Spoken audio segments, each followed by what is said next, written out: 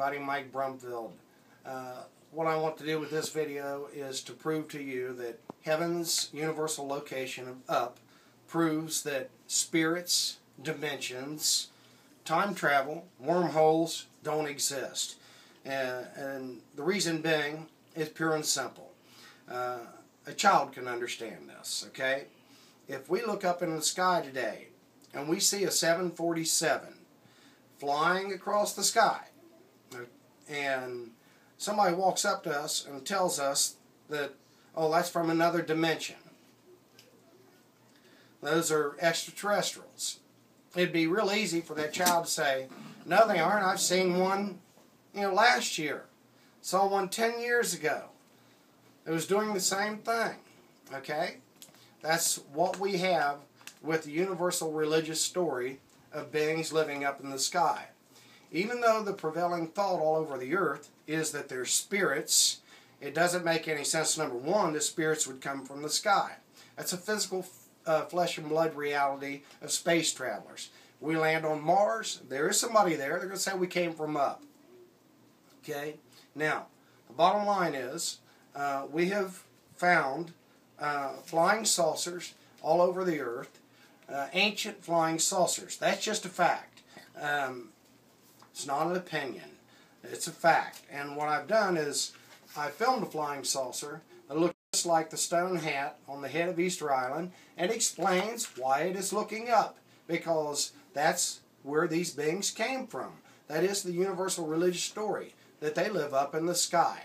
Now the next thing that I want to address is dimensions, because I've run into that quite a bit in the scientific community of ufology. And I asked all of them, where do they think heaven is? None of them said up in the sky. As a matter of fact, they laughed at that religion had painted a spirit golden story of these beings up in the sky. And what I would say to them is, well, where do you think we're going to be 1,000 years from now? And they would say, well, we'll be traveling everywhere throughout space.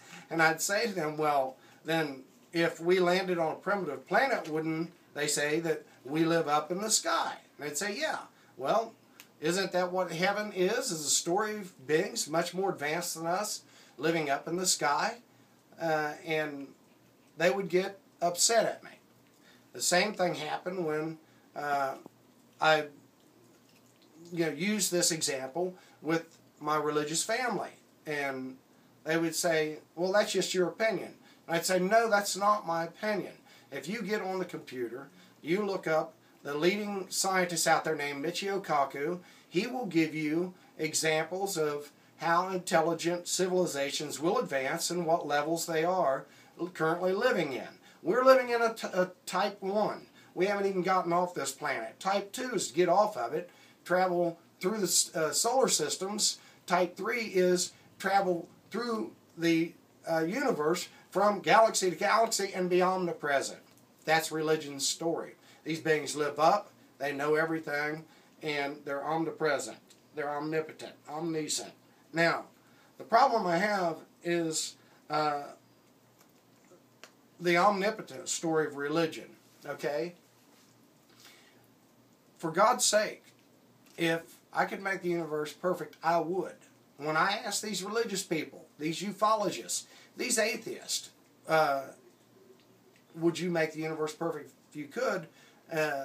They all say yes, unequivocally. But what I gather from them is a little bit of resentment at me using that to show them that their acceptance of a story of a being, these religious people, these ufologists who believe in God ultimately, and most of them do, this omnipotent religious being that could make the world perfect if he wanted to, they get angry. And they get angry because it's almost like they don't want the responsibility of having to just being able to believe a story. They don't want to have to research and have to accept the evidence for what it is. It's a harsh universe out there. And it appears to be nothing magical. There are no miracles. And it requires responsibility to understand it. A scientific understanding of the universe that we live in is that it's basically two things, space and matter. We got to get off of the planet, become omnipotent, omniscient, and omnipresent. Now, again, I gave you examples of how spirits are ruled out by heaven's location, dimensions. The other one would be time travel. It's ridiculous. It's you can look at time travel the same way you look at the omnipotent God story. If I could make the world perfect, I would. The world isn't perfect. So maybe there isn't somebody that can make it perfect. That's what I have to accept. So I'm looking for that.